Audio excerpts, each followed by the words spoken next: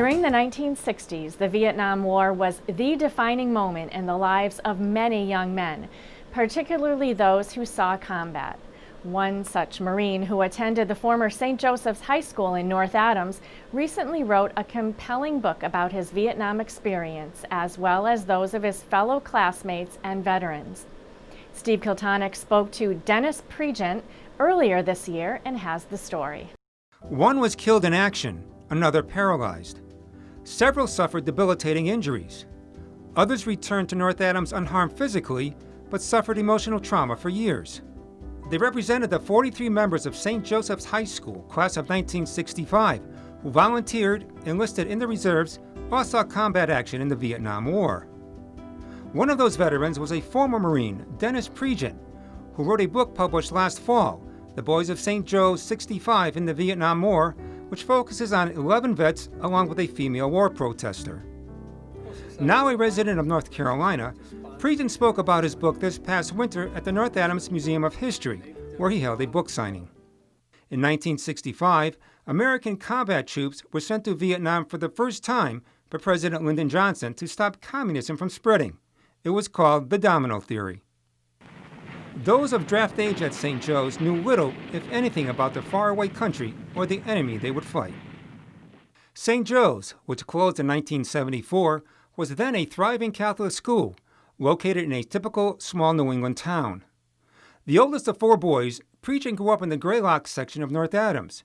His family belonged to Holy Family and Notre Dame parishes, where Pregent attended grammar school. Everyone's dad was a veteran. We played war games as kids. We went hunting and fishing and hiking. Mom said, just be home when it gets dark. Otherwise, it was somebody's called it Tom Sawyer days. Dennis attended Catholic schools with many of his friends going back to kindergarten. His family moved to Adams when he was in 4th grade, and Dennis wound up commuting to St. Joe's. During his senior year, Pregent was accepted at the University of Massachusetts, but growing restless, he had other plans. In the middle of his senior year, Pregent left St. Joe's for the Marines. He eventually got his diploma while in infantry training. After boot camp at Paris Island, Pregent married his high school sweetheart, Carol. The newlyweds moved to Norfolk, Virginia, where Pregent started his military career behind a desk. After a year, Pregent went to Camp Pendleton for combat training, then on to Vietnam. He recalled the first moment stepping off the plane. It smells like a sewer. The air was so hot, it was so heavy. Pregent was assigned to a resupply depot in Da Nang, where it was relatively safe. After 3 months, he was reassigned to an infantry squadron and at 19 became a squad leader. Pregent led patrols and ambushes around the Da Nang airfield. As I think back now, it's a lot of responsibility, the lives of 12 people, to lead them out in the pitch black, in the darkness, and try and ambush folks. After a 10-month tour, Pregent returned late in 1967, and with a child on the way, re-enlisted for another 3 years. His second 12-month tour in Vietnam lasted from 1970 to 1971. He first worked in finance again on the Da Nang Air Base. With the war winding down, Pregent sought action and volunteered for a more perilous job. I really didn't like being in the rear with the gear. And I started to fly as a gunner with Helicopter Squadron 263. On the double-rotor CH-46 helicopter, the daily mission was to both transport infantry to engage the enemy and rescue people. More than killing people, we were saving people, I will say that, because we were transporting wounded Marines, civilians, Viet Cong. Pregent recalled one of his last flights when they rescued a squad of Marines under heavy fire. One was seriously injured, 2 others dead. Pregent had seen enough horrors of war and eventually rotated back to Charleston, where he was out by August 1971.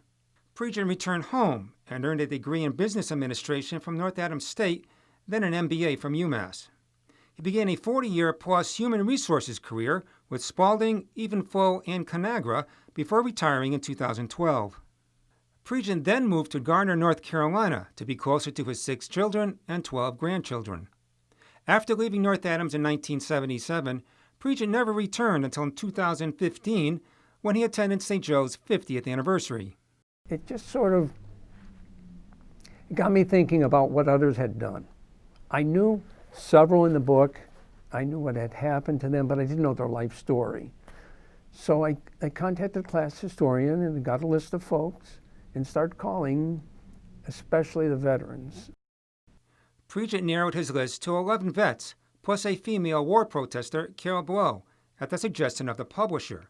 She had connections to all the vets in the book. Their ages ranged from 18 to 24 while in country. 7 served in the Army, 3 in the Marines, and 1 in the Navy. All sacrificed, but some had more difficult roles. There was a Leo Chaput who was in Vietnam in '65. He was Army Airborne paratrooper, and Joe Dano, who was a Marine infantryman, and Russell Roulier, who was killed. Russell and Joe were in the same company. Those 3 were in the fray almost all the time, and anybody who was with them was probably wounded or killed. It was a somber day in June 1967 when Corporal Roulier returned home and a Marine Honor Guard carried his casket into Notre Dame Church where he once attended Mass. Roulier's best friend, Joe Dano, was also a Marine infantryman who was wounded in action and suffered a permanent disability in his right arm. Joe received a Purple Heart. Pat Lupo, a mechanized Army infantryman, was wounded in action and received a Bronze Star and Purple Heart. Mike Chalafu served in a similar position on an APC armored personnel carrier and was awarded various medals. Ron Racine was a mortar man. He was at a lot of fire bases, took a lot of action there too. So it's just different. Gary DeMastri was in the Navy. He was what they call a brown water sailor.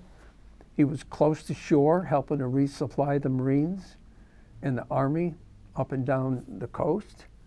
Mike Gorman was an Army helicopter crew chief and gunner with the Black Horse Air Cavalry. A recipient of the Air Medal and Purple Heart, he was seriously wounded in 1969. It was a struggle for Mike. He was paralyzed from about the waist down, and his life was difficult from then on. Jim Luzinski was an Army infantryman and later joined the 101st Airborne. He was awarded the Bronze Star and several other medals.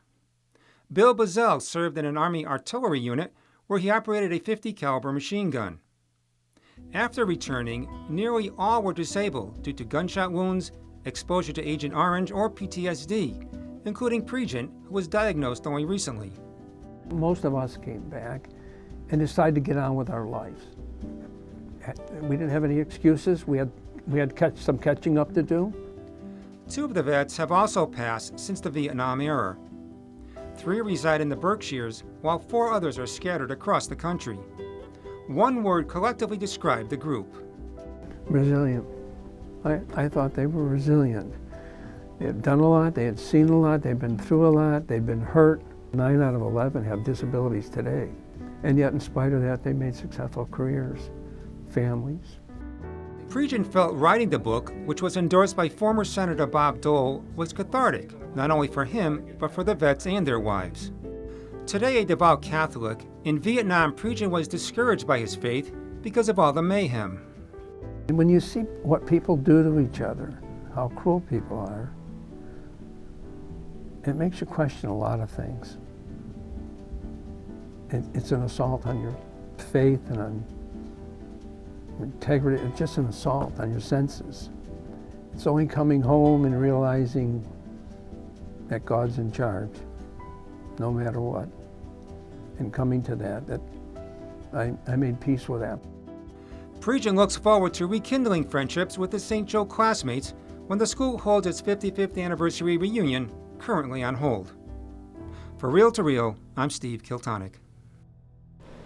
For those interested in purchasing Dennis Pregent's book, you can find it on Amazon or through a link at iobserve.org.